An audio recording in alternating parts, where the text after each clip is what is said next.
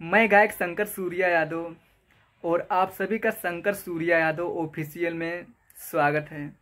तो आज फिर से लेकर आए हैं दोस्तों नया सॉन्ग, बिल्कुल रंगदारी वाला सॉन्ग, एकदम अहिरान जी के ऊपर गाना है दोस्तों। प्लीज़, मैं यादव जाति से हूं तो प्लीज़ दोस्तों आप सब बुरा मत मानिएगा कि जाति बात करता हूं।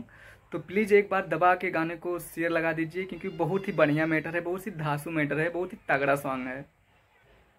जिंदगी जेले में भले कटी अहिरान हई पावर ना घाटी रे। जिंदगी जेले में भले कटी अहिरान हई पावर ना घाटी रे।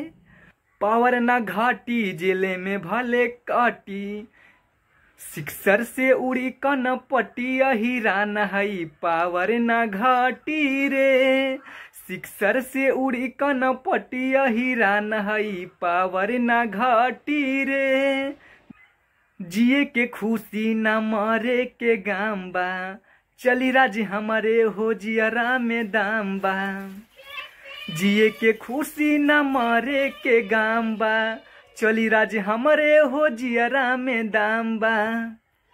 बोली के हुता चली गोली अहिरान जी के पावर ना घाटी रे।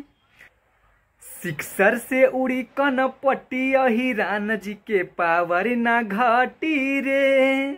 सिक्सर से उड़ी कनपटी अहिरान जी के पावर ना घाटी रे।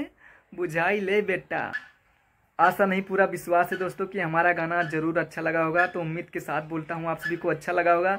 तो प्लीज़ दोस्तों आप सबके प्यार और मोहब्बत के बिना सब अधूरा है। तो प्लीज़ एक बार शेयर लगा दीजिए और हमारे गाने को पूरा वायरल ला दीजिए, क्योंकि आप सबके सपोर्ट के बिना सब अधूरा है।